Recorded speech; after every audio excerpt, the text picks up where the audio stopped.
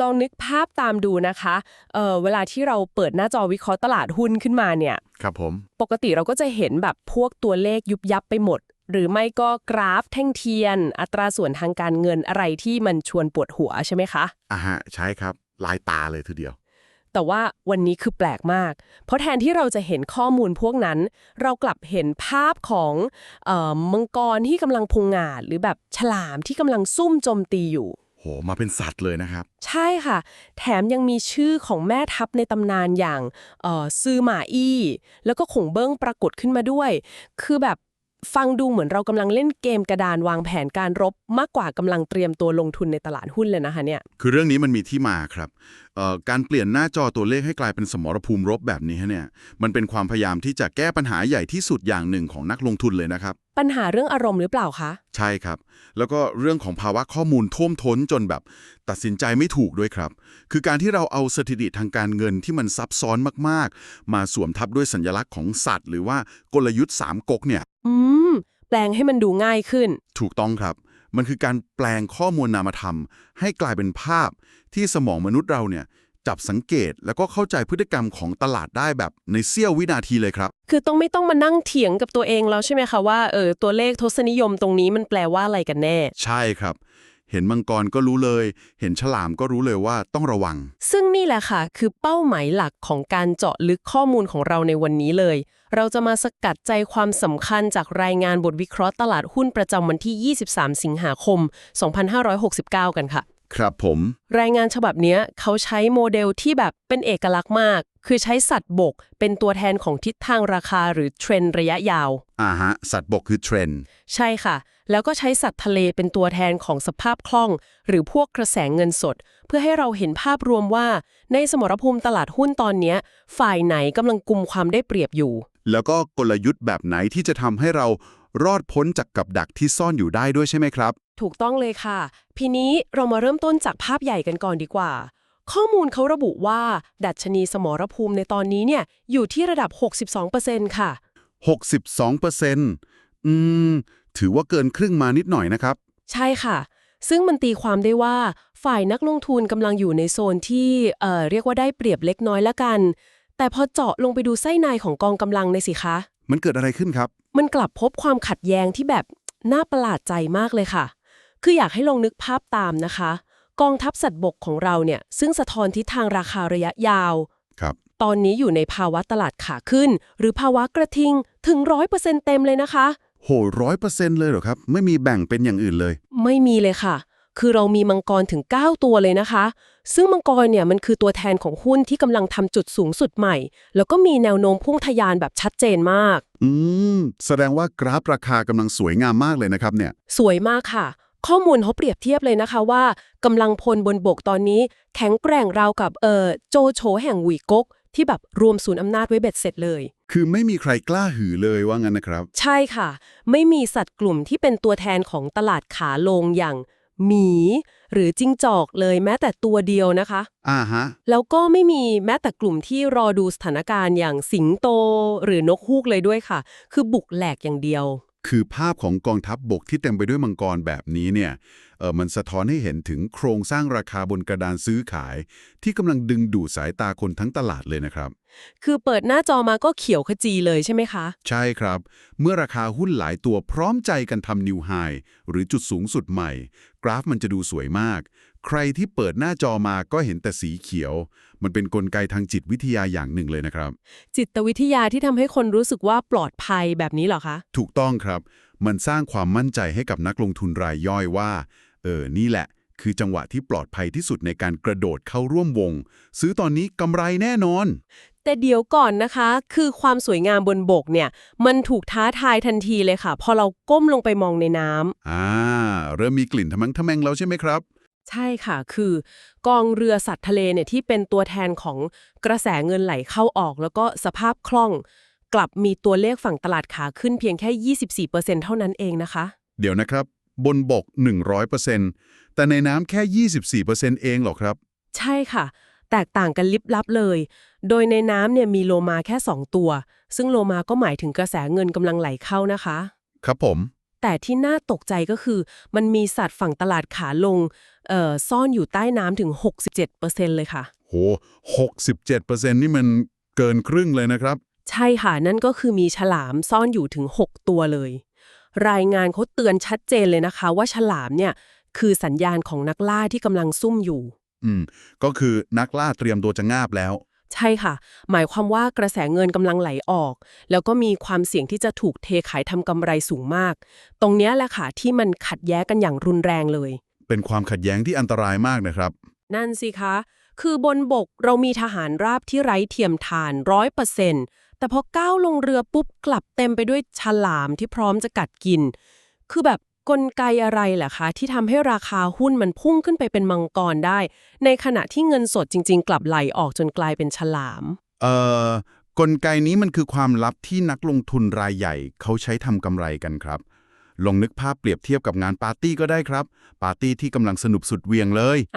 ปาร์ตี้ ดนตรีเปิดเสียงดังกระหึ่มแสงสีจัดเต็ม นั่นแหละครับคือราคาหุ้นที่กำลังวิ่งขึ้น เป็นมังกรที่ทุกคนมองเห็น คือดึงดูดให้คนอยากเข้าไปร่วมงานใช่ไหมคะ ใช่ครับ นักลงทุนรายย่อยเห็นปาร์ตี้สนุก ก็พากันหอบเงินเดินเข้าประตูหน้าเพื่อมาร่วมวง แต่ในขณะเดียวกันนะครับ กลุ่มคนจัดปาร์ตี้หรือนักลงทุนสถาบันที่มีเงินทุนมหาศาลเนี่ย พวกรายใหญ่นั่นเอง ใช่ครับ พวกเขาเริ่มประเมินแล้วว่างานนี้มันใกล้จะจบแล้วล่ะ พวกเขาจึงค่อยๆทยอยเดินออกทางประตูหลังอย่างเงียบๆครับ พร้อมกับกอบโกยผลกำไรออกไปด้วย อ๋อ คือหนีกลับก่อนที่งานจะเลิกว่างกันเถอะ ครับ ใช่ครับ แล้วการทยอยขายของรายใหญ่เนี่ยเขาไม่ได้ทำทีเดียวรวดนะครับ ทำไมล่ะคะ ถ้าอยากขายก็ขายน่าจะเร็วกว่า คือถ้าเขาสาดขายทีเดียวตุ้มเดียวเนี่ยราคามันก็พังพินาศสิครับเขาก็จะได้ไม่ได้ราคาที่ดี อ๋อ จริงด้วยค่ะ กราฟมันก็จะดิ่งลงมาเลย ใช่ครับ พวกเขาจึงอาศัยจังหวะที่รายย่อยกำลังแย่งกันซื้ออย่างสนุกสนานนี่แหละ ริ้นขายหุ้นออกมาเรื่อยๆทำให้เส้นกราฟราคามันยังคงทรงตัว หรือดูเหมือนว่ามันกำลังจะพุ่งขึ้นไปอีก คือหลอกให้คนซื้อตามไปเรื่อยๆ เพื่อมารับของที่ตัวเองกำลังจะขายทิ้ง ถูกต้องเลยครับ แต่ว่าดัชนีกระแสเงินไหลเข้าออก หรือที่เมื่อก่อนเราอาจจะคุ้นเคยกันในชื่อค่า CMF เนี่ยมันเริ่มติดลบแล้ว นี่แหละครับคือที่มาของฉลามไตน้ำ โอ้โห เข้าใจเลยค่ะ และความขัดแย้งระหว่างราคาที่พุ่งขึ้น กับกระแสเงินที่ไหลออกนี่เองครับที่เป็นสาเหตุว่าทำไมดัชนีสมรภูมิโดยรวม มันถึงหยุดอยู่แค่ 62% ไม่ใช่100%เต็มอย่างที่ภาพมังกรบนบกพยายามจะหลอกตาเราใช่ไหมคะ ใช่เลยครับ มันคือภาพลวงตาอย่างหนึ่งเลย เห็นภาพชัดเจนมากเลยค่ะ ปาร์ตี้ยังสนุกแต่คนจัดงานแอบหนีกลับบ้านไปเรียบร้อยแล้ว ทีนี้คำถามที่ตามมาก็คือ ในเมื่อสมรภูมิมีทั้งมังกรบนบกที่แบบคอยยั่วยวนให้เราเข้าไปซื้อ แต่ในน้ำก็มีฉลามที่พร้อมจะงับเงินเราให้จมหายไป ฮะ เราควรจะวางหมากกระดานนี้ยังไงดีคะ รายงานฉบับนี้เขาได้หยิบยกปรัชญาการทำศึกในยุคสามก๊กมาเป็นคำตอบด้วยนะคะ น่าสนใจมากครับ เขาว่ายังไงบ้างครับ กลยุทธ์หลักที่เขาแนะนำในตอนที่ดัชนีสมรภูมิอยู่ในระดับ 55-69% เนี่ย คือยุทธวิธีที่เรียกว่าอดทนรอให้ศัตรูเผยจุดอ่อนค่ะ อดทนรอ เหมือนกับใครในสามก๊กครับเนี่ย เขาเปรียบเทียบกับซือหมาอี้ค่ะ ที่เลือกตั้งรับอยู่แต่ในค่าย ไม่ยอมออกไปรบกับกองทัพของขงเบ้งที่กำลังพยายามท้าให้อยู่หน้าประตูเมือง อ๋อ ตอนที่ขงเบ้งพยายามยั่วยุให้ซือมาอี้ออกมารบให้ได้ ใช่เลยค่ะ ใครที่ใจร้อนทนไม่ไหวออกไปรบก่อน คนนั้นคือผู้แพ้เลยค่ะ แผนปฏิบัติการที่เขาแนะนำก็คือ ให้ทยอยสะสมหุ้นกลุ่มมังกรอย่างช้า คือไม่ต้องรีบร้อน ค่อยๆเก็บ ๆ และก็บังคับเลยนะคะว่าต้องตั้งจุดตัดขาดทุนหรือ stop loss ไว้ที่ 5-7% เสมอค่ะ อันนี้สำคัญมากครับ 5-7% เนี่ย แต่ว่าสิ่งหนึ่งที่สะดุดตาที่สุดเลยนะคะ คือเรื่องของการจัดพอร์ตค่ะ เขาแนะนำให้จัดพอร์ตยังไงครับในช่วงนี้ รายงานแนะนำให้ถือหุ้นเพียงแค่ 40-50% ค่ะ แล้วก็ถือเงินสดเก็บไว้เป็นเสบียงสูงถึง 50-60% เลยนะคะ โอ้โห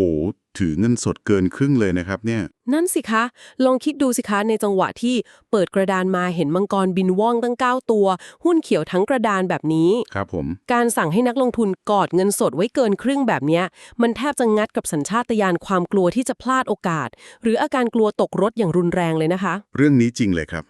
การต้องต่อสู้กับความรู้สึกกลัวตกรถเนี่ย มันเป็นบททดสอบที่ยากที่สุดของนักลงทุนทุกคนเลย ใช่ค่ะ เห็นคนอื่นกำไรกันคมๆเราถือเงินสดเฉยๆมันหงุดหงิดนะคะ แต่ถ้าเราทำความเข้าใจกลไกของการถือเงินสดใหม่นะครับเราจะเห็นว่ามันไม่ใช่การเสียโอกาสเลยนักลงทุนส่วนใหญ่มักจะมองว่าเงินสดมันคือการตั้งรับคือการถอยหนีใช่ไหมครับใช่ค่ะส่วนใหญ่คิดแบบนั้นเลย แต่ในสมรภูมิที่มีความขัดแย้งสูงแบบที่เราคุยกันเมื่อกี้เงินสดมันคืออาวุธเชิงรุกที่ทรงพลังที่สุดเลยนะครับ เป็นอาวุธเชิงรุกยังไงคะถือไว้เฉยๆเนี่ยนะคะลองย้อนกลับไปมองฉลามทั้ง 6 ตัวที่ซุ่มอยู่ใต้น้ำดูสิครับ อ่ะฮะฉลามที่รองงับเราอยู่ หากนักลงทุนเทเงินไปเลย100%ซื้อหุ้นมังกรตามที่ตาเห็น แล้วจู่ๆรายใหญ่เชขายหุ้นก้อนมือมาออกมาจนราคาดิ่งเหวเนี่ย อ๋อเราก็จะติดดอยทันที ใช่ครับ นักลงทุนจะถูกขังอยู่บนดอยโดยไม่มีทางตอบโต้เลย เพราะเงินหมดแล้ว แต่ถ้าทำตามกลยุทธ์ซื้อมาอี้คือถือเงินสดไว้ 60%เนี่ยเราก็มีกระสุนเหลืออยู่ ถูกต้องครับ เมื่อฉลามอาละวาดแล้วก็ทุบราคาหุ้นลงมาจนต่ำติดดิน เงินสดก้อนนี้แหละครับที่จะกลายเป็นอาวุธ ในการเข้าไปกวาดซื้อหุ้นพื้นฐานดี ในราคาแบบลดกระหน่ำซัมเมอร์เซลเลย หูฟังดูมีพลังขึ้นมาเลยค่ะ แบบรอเก็บของถูก แล้วการตั้งจุดตัดขาดทุนที่ 5-7% ก็เหมือนกันนะครับ มันช่วยยังไงคะ มันคือการยอมเสียทหารแนวหน้าไปเพียงเล็กน้อย เพื่อรักษากองกำลังหลักเอาไว้สวนกลับในจังหวะที่ศัตรูหมดแรงครับ อืมคือยอมเจ็บนิดหน่อยดีกว่าตายทั้งกองทัพ ใช่ครับ นี่คือกลไกทางคณิตศาสตร์ของการบริหารความเสี่ยง ที่ทำให้ผู้รอดชีวิตในระยะยาวเนี่ยไม่ใช่คนที่ซื้อหุ้นได้ถูกตัวที่สุดเสมอนะครับ แต่เป็นคนที่เหลือกระสุนไว้ยิงในจังหวะที่คนอื่นกระสุนหมดต่างหากใช่ไหมคะ ถูกต้องที่สุดเลยครับ โอ้โห การกอดเงินสดคือการรอจังหวะซื้อของเซลล์นี่เอง เข้าใจกลไกเลยค่ะทีนี้ สมมติว่าพวกเรามีความอดทนระดับซื้อหมาอี้แล้วนะคะ เรากอดกระสุนรอจนถึงจังหวะที่เหมาะสมเนี่ย ครับผม พร้อมลุยแล้ว เราควรจะเล็งปืนไปที่เป้าหมายไหนดีครับ รายงานฉบับนี้เขามีพูดถึงเรื่องของการจับคู่ผสานกำลัง แล้วก็เรื่องของภูมิประเทศที่มีความได้เปรียบด้วยครับ เป็นยังไงบ้างคะคอมโบนี้ ข้อมูลระบุว่ามันมีการจับคู่แบบพิเศษสุดแกร่งเลยค่ะ ที่เรียกว่าคอมโบได้ใจประชาชน ซึ่งกินพื้นที่ประมาณ 22% ของตลาด ได้ใจประชาชนชื่อคอมโบเท่มากครับ ใช่ค่ะ คล้ายๆกับเล่าปี่เลย คอมโบเนี้ยคือการจับคู่กันระหว่างมังกรบนบก แล้วก็โลมาในน้ำค่ะ อ๋อ คือราคาเป็นมังกรแล้วกระแสเงินก็เป็นโลมาด้วย ถูกต้องค่ะ หุ้นกลุ่มนี้อย่างเช่น รหัส NEM23 หรือว่า GOLD03 เนี่ยเขามีโครงสร้างราคาที่เป็นเทรนด์ขาขึ้นแบบชัดเจน และที่สำคัญเลยนะคะ ครับ คือเขามีกระแสเงินสดหรือสภาพคล่องเนี่ยไหลเข้าสนับสนุนอย่างต่อเนื่องด้วยค่ะ กลยุทธ์ก็เลยบอกว่า นี่แหละคือจุดที่ตลาดเป็นใจ แล้วก็สามารถทยอยสะสมได้ค่ะ คือการจับคู่แบบมังกรบวกโลมาเนี่ยมันคือจุดที่ปลอดภัยแล้วก็สมเหตุสมผลที่สุดในทางสถิติแล้วครับ เพราะว่ามันคือการยืนยันซึ่งกันและกันอย่างสมบูรณ์เลย ยืนยันว่ามันเป็นขาขึ้นของจริงใช่ไหมคะ ใช่ครับ กลไกของมันก็คือ ราคากำลังปรับตัวสูงขึ้น และเมื่อไปตรวจดูสมุดบัญชีกระแสเงินไหลเข้าออกเนี่ย อ่าฮะ ก็พบว่ามันมีเม็ดเงินก้อนใหม่ๆ เติมเข้ามาในระบบจริงๆ ไม่ใช่การลากราคาหลอกๆ เพื่อรินขาย เหมือนหุ้นที่มีฉลามซ่อนอยู่ครับ คือคุณซื้อจริงๆ ไม่ได้แค่ทำราคาเล่น ใช่ครับ คอมโบแบบนี้มันสะท้อนว่าทั้งนักลงทุนรายย่อยแล้วก็รายใหญ่เนี่ยกำลังมองเห็นอนาคตของหุ้นตัวนี้ไปในทิศทางเดียวกันครับ เข้าใจเลยค่ะ แล้วถ้าเราเจาะลึกไปที่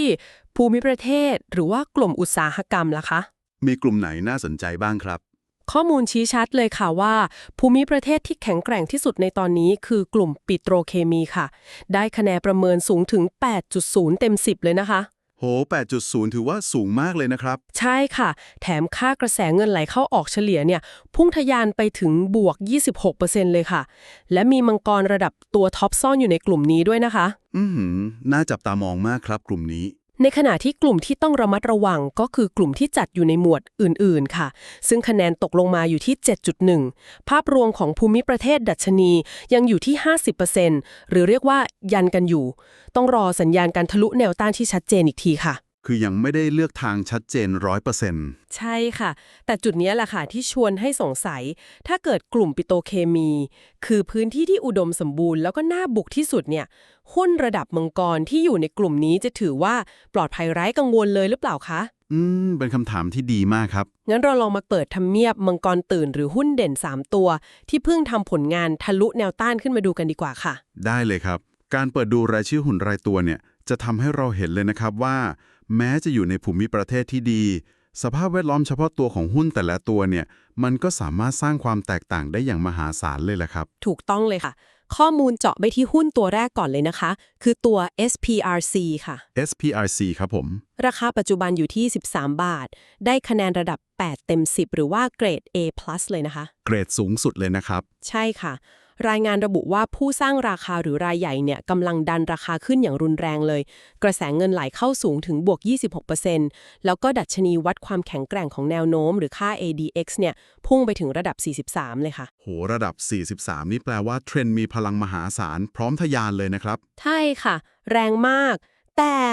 สัญญาณสัตว์ทะเลที่ประกบหุ้นตัวนี้อยู่ กลับเป็นฉลามใหญ่ค่ะ อ้าวมีฉลามใหญ่ซ่อนอยู่ซะงั้น ใช่ค่ะ ทีนี้มาดูตัวที่ 2 กันบ้าง คือ STA ค่ะ ราคา 20.90 บาท ได้เกรด A+ เหมือนกัน ถูกผลักดันราคาแรงไม่แพ้กันเลยค่ะ กระแสเงินพุ่งไปบวก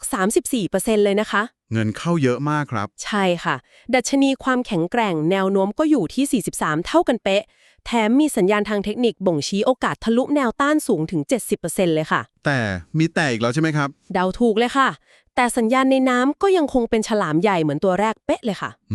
สองตัวนี้ทรงเดียวกันเลยนะครับ ทีนี้เราตัดภาพมาที่ตัวที่ 3 ค่ะ คือ BKGI ราคา 2.36 บาท เกรด A+ เหมือนกัน กระแสเงินบวก 28%ดัชนีความแข็งแกร่งอาจจะเบาลงมานิดหน่อยนะคะ อยู่ที่ระดับ 32 มีโอกาสทะลุแนวต้าน 70% เหมือนกันค่ะ แล้วสัตว์ทะเลของตัวนี้คืออะไรครับ ความพิเศษของ BKGI คือตรงนี้เลยค่ะ สัญญาณในน้ำของมันคือ มังกรทะเลค่ะ ไม่มีฉลามเข้ามาป้วนเปี้ยนเลย โห เป็นคอมโบมังกรคู่เลยสิครับเนี่ย ใช่ค่ะ ถ้านำข้อมูลพวกนี้มาเทียบเคียงกันเนี่ย เราจะเห็นชัดเลยนะคะว่า SPRC กับ STA เป็นมังกรที่มีพลังทำลายล้างสูงมาก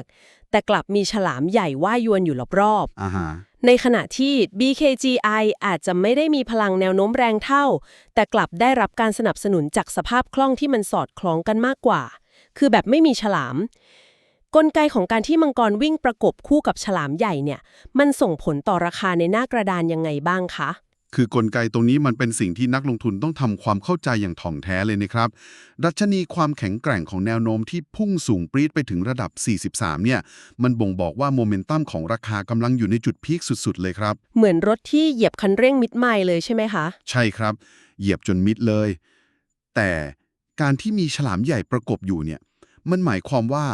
ในขณะที่รถกำลังวิ่งด้วยความเร็วสูงสุดอยู่นั้น มันมีแรงเทขายทำกำไรขนาดใหญ่ หรือว่ามีความผันผวนอย่างรุนแรงรออยู่ข้างหน้าครับ แปลว่าพร้อมจะเกิดอุบัติเหตุได้ตลอดเวลา ถูกต้องครับ กลไกนี้ในตลาดทุนเขาเรียกว่าการเขย่าต้นไม้ครับ เขย่าต้นไม้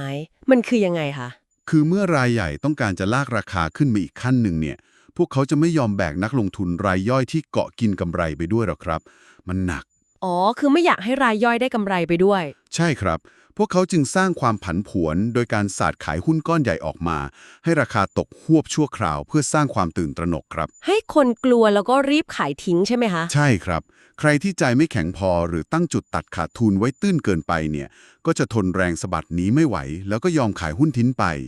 หลังจากเขย่ารายย่อยจนร่วงหล่นหมดแล้ว มังกรตัวนี้ถึงจะเชิดหัวพุ่งทะยานขึ้นไปอย่างแท้จริงครับ โอ้โห อธิบายได้เห็นภาพมากเลยค่ะ หมายความว่าถ้าใครคิดจะขี่หลังมังกร2ตัวแรกอย่าง SPRC แล้วก็ STA เนี่ย ต้องเตรียมรับมือกับรถไฟเหาะตีลังกาที่มันเหวี่ยงแรงสุดๆเลยใช่ไหมคะ เตรียมตัวอ้วกได้เลยครับ ผันผวนแน่นอน คือถ้าไม่มีเงินสดสำรองไว้หรือไม่มีการบริหารจุดตัดขาดทุนที่ดีตามกลยุทธ์ซื้อหมาอี้เนี่ย ก็อาจจะถูกสะบัดตกรถจนช้ำในตายก่อนที่หุ้นจะทำกำไรได้ใช่ไหมคะ ใช่ครับ โดนสะบัดหลุดแน่ ในขณะที่ตัวที่ 3 อย่าง BKGI ที่เป็นคอมโบมังกรบวกมังกรทะเล น่าจะมีการเดินทางที่ราบเรียบกว่าหรือเปล่าคะ เพราะกระแสเงินและราคามันสอดประสานไปในทิศทางเดียวกัน ไม่มีการเขย่าต้นไม้ที่รุนแรงเท่า ๆ ใช่เลยครับ ตัว BKGI น่าจะไปได้แบบสมูทกว่าเยอะเลย เพราะผู้เล่นรายใหญ่กับรายย่อยไปทางเดียวกันครับ เข้าใจเลยค่ะ ทีนี้เพื่อให้ทุกคนได้จัดระเบียบข้อมูลทั้งหมด เรามาสรุปประเด็นสำคัญจากการเจาะลึกข้อมูลในวันนี้กันดีกว่าค่ะ ได้เลยครับ ประเด็นแรกนะคะ ภาพรวมของสมรภูมิรบตอนนี้ ดัชนีความได้เปรียบอยู่ที่ 62%ทัพบกดูแข็งแกร่งไร้พ่ายด้วยมังกรถึง 9 ตัว แต่ว่าสภาพคล่องในน้ำกลับเต็มไปด้วยฉลามที่จ้องจะสูบเงินออกค่ะ ต้องระวังฉลามให้ดีนะครับ ประเด็นที่ 2 หากต้องเลือกสมรภูมิในการบุก ภูมิประเทศกลุ่มปิโตรเคมี คือพื้นที่ที่แข็งแกร่งที่สุดในเวลานี้ค่ะ โดยมีหุ้นระดับมังกรตื่นอย่าง SPRC STA แล้วก็ BKGI ที่ต้องจับตามองอย่างใกล้ชิด ครับผม เป็น3ทหารเสือเลยครับ และประเด็นที่ 3 นะคะ ซึ่งสำคัญที่สุดเลย กลยุทธ์ที่จะเอาชนะตลาดในสภาวะที่ย้อนแย้งแบบนี้ ไม่ใช่การทุ่มเงินซื้อแบบหลับหูหลับตานะคะ แต่คือความเยือกเย็นแบบซื้อหมาอี้ค่ะ รอคอยให้ความผันผวนจากแรงเขย่าของฉลามสงบลงก่อน เก็บเงินสดไว้ 50-60% เพื่อเป็นอาวุธในการซื้อจังหวะที่ราคาถูกกดต่ำลง แล้วก็อย่าลืมเรื่องตัดขาดทุนด้วยนะครับ ใช่ค่ะต้องตั้งจุดตัดขาดทุน 5-7% ไว้เป็นโล่ป้องกันตัวเสมอค่ะ คือการนำสถิติมาจัดกลุ่มและสร้างเป็นกลยุทธ์ที่จับต้องได้แบบนี้เนี่ย มันจะช่วยลบอคติหรือว่าอารมณ์ส่วนตัว ออกจากการตัดสินใจลงทุนได้เป็นอย่างดีเลยครับ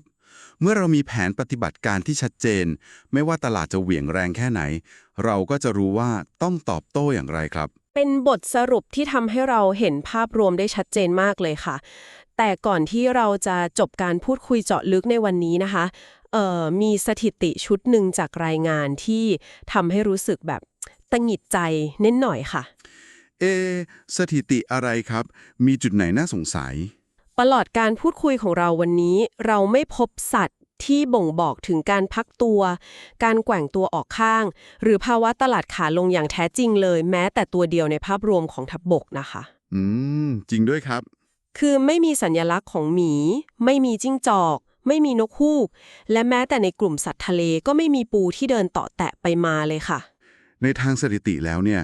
การที่ดัชนีเทรนด์ระยะยาวไม่มีกลุ่มที่กำลังพักตัวหรือปรับฐานเลย เป็นเหตุการณ์ที่เกิดขึ้นได้ยากมากนะครับ มันผิดปกติใช่ไหมคะ ใช่ครับ มันสะท้อนถึงแรงซื้อที่ถูกอัดฉีดเข้ามาอย่างหนักหน่วง จนทุกอย่างพุ่งไปข้างหน้าพร้อมกันหมดเลย และนั่นก็นำมาสู่คำถามที่อยากจะฝากไว้ให้ทุกคน ลองนำไปคิดต่อค่ะ เมื่อทั้งสมรภูมิบนบก มีแต่มังกรที่กำลังพุ่งทะยานอย่างบ้าคลั่งโดยไม่มีการหยุดพัก แล้วในน้ำก็มีแต่ฉลามที่จ้องจะกัดกินอยู่เงียบๆ สภาวะแบบเนี้ยมันคือสัญญาณของตลาดขาขึ้นที่แข็งแกร่งและไร้เทียมทานที่สุดจริงๆ หรือเปล่า หรือว่ามันคือสภาวะที่นักลงทุนกำลังชะล่าใจและประมาทมากที่สุด ก่อนที่คลื่นใต้น้ำลูกใหญ่จะก่อตัว และซัดทุกอย่างให้พังทลายลงมาค่ะ โหเป็นคำถามที่น่าคิดมากเลยครับ เหมือนพายุที่กำลังก่อตัวอย่างเงียบ ใช่ค่ะ ลองนำมุมมองนี้ไปพิจารณาประกอบการจัดพอร์ตและก็บริหารความเสี่ยงกันดูนะคะสำหรับการเจาะลึกข้อมูลของเราในวันนี้ ก็เดินทางมาถึงบทสรุปแล้วค่ะ ขออนุญาตย้ำเตือนตามหลักการวิเคราะห์ข้อมูลว่า การลงทุนมีความเสี่ยงเสมอนะคะ ๆ ใช่ครับ ต้องระมัดระวังให้ดี ข้อมูลทั้งหมดที่เรานำมาสกัดและนำเสนอ เป็นเพียงการวิเคราะห์สถานการณ์ตามดัชนีชี้วัดที่รวบรวมมาเท่านั้นค่ะ ไม่ใช่การชี้ชวนหรือให้คำแนะนำในการซื้อขายสินทรัพย์อัตแต่อย่างใด โปรดศึกษาข้อมูลและบริหารความเสี่ยงด้วยตัวของทุกท่านเองเสมอนะคะ แล้วพบกับการพูดคุยเจาะลึกแบบนี้ได้ใหม่ในโอกาสหน้า สวัสดีค่ะ สวัสดีครับ